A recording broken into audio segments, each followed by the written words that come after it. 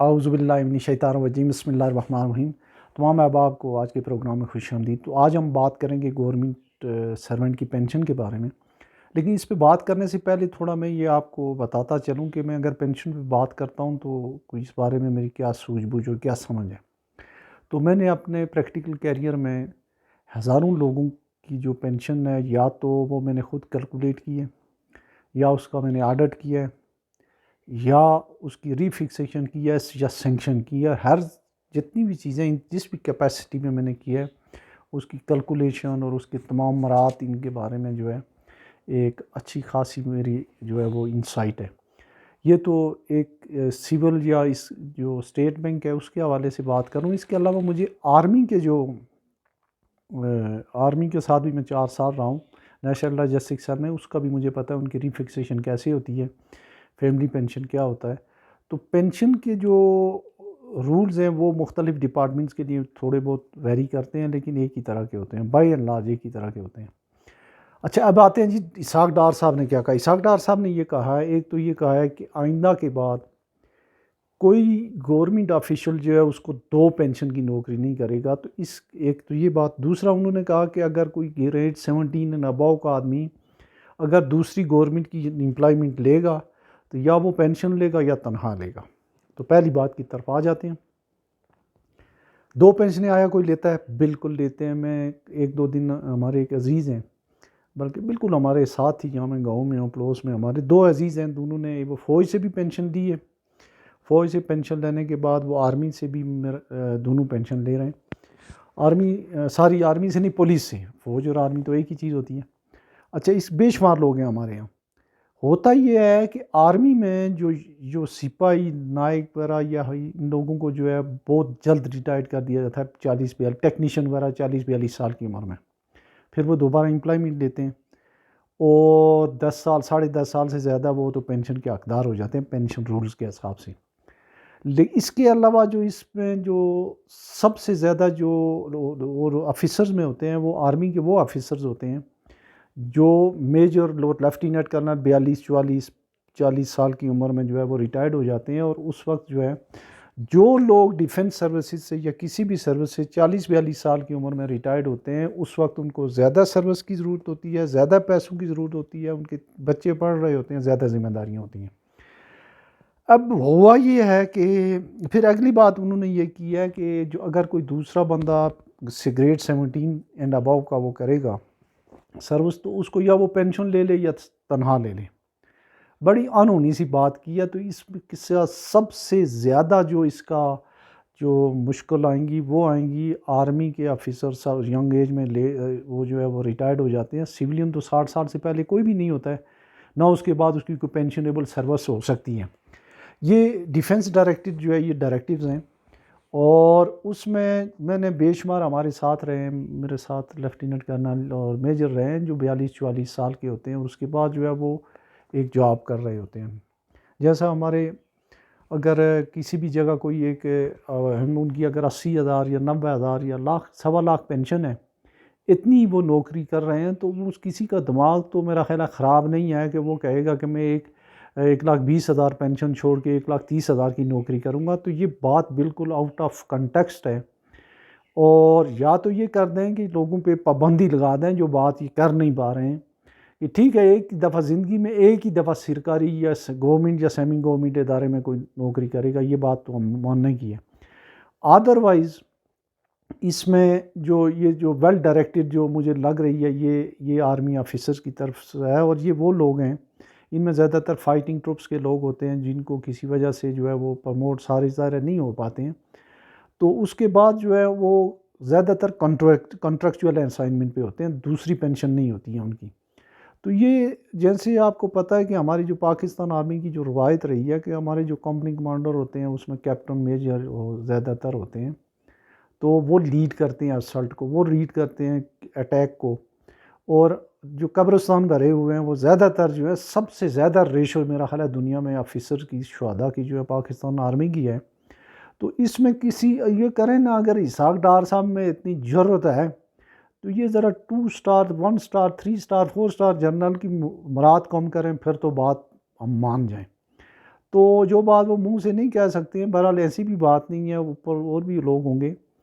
تو اگر contractual assignment کوئی کر رہا ہے ٹھیک ہے، اگر اس کا وہ جگہ بنتی ہے، خاص کر جو سیکورٹی آفیسر یا اس طرح کے لوگ ہیں ان کے ساتھ ایسے نہیں ہونا چاہیے. ہاں وہ دوسری بات ہے کہ ریگولر اگر کسی کو آتا نہ دیں آپ سروس.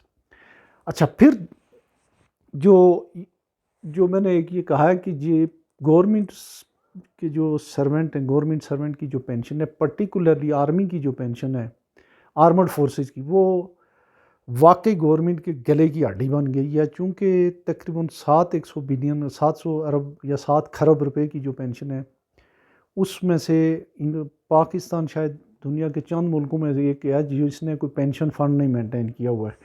پینشن بنی ادھر سے اٹھائے، ٹیکس کے پیسے اٹھائے اور نارمل بجٹ سے دے دیے، ایسے نہیں ہوتا ہے.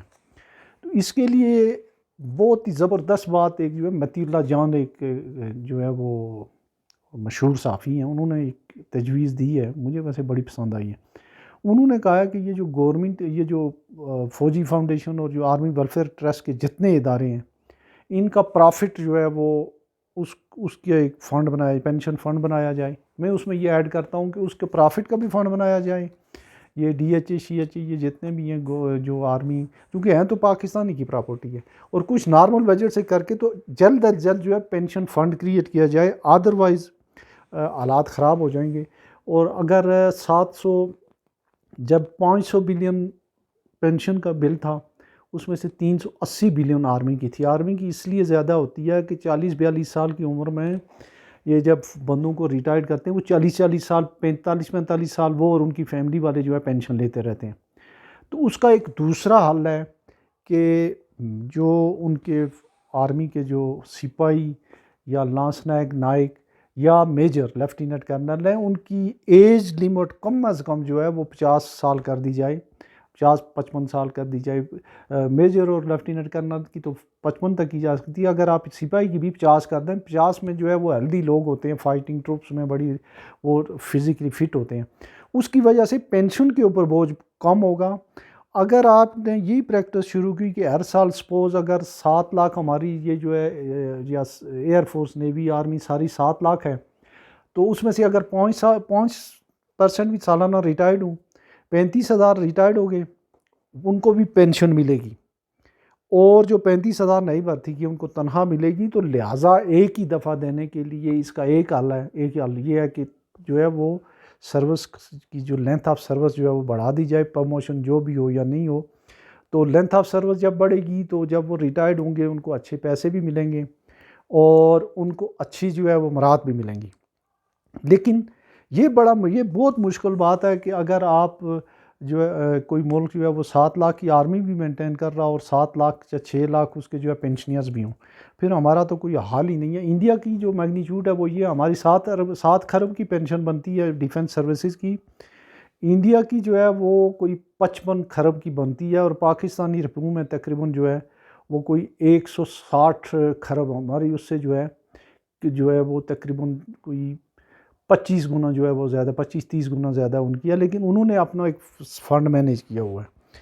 تو اگلے ایک پروگرام میں یہ پینشن کیسے کیلکولیٹ ہوتی ہے، اس کی لینتھ آف سروس، یہ ساری چیزیں، اس کی جو ہے فیملی پینشن کیا ہوتی ہے، اس کے اوپر بھی ہم بات کریں گے. تو آج ہم اتنا ہی دیکھ لیتے ہیں کہ جو ابھی جو اسحاق ڈار صاحب نے یہ باتیں کی ہیں اس کو سم اپ یوں کرتے ہیں کہ 2 پینشنیں نہیں ملیں گی. اس کا مطلب یہ ہوگا کہ جو ریٹائرڈ لوگ ہوں گے، اور اس میں ڈیفنس سروسز ہی کے لیے، اب بندہ جو ہے سویلین تو اس کے بعد سروس کر ہی نہیں سکتے، اس کو دوسری جاب نہیں ملے گی گورنمنٹ کی. اور جو جاب کریں گے، گزٹیڈ آفیسر جاب کریں گے، وہ نہیں کر پائیں گے. ان کو جو ہے یہ پینشن یا تنخواہ سرنڈر کرنی پڑے گی. بڑی مطلب نامعقول سی بات ہے، اس سے میں نہیں کرتا ہوں اتفاق. تیسری بات یہ ہے کہ جو ہے وہ اب وقت آ گیا ہے کہ 75 سال سے نہیں کیا. اب آرمی کے لیے جو ہے ایک بہت بڑا چنک ہے، اور ان کا جو بجٹری پروویژن جو ہے اس میں سے علیحدہ کر کے تو ایک پینشن فنڈ کی قائم کیا جائے.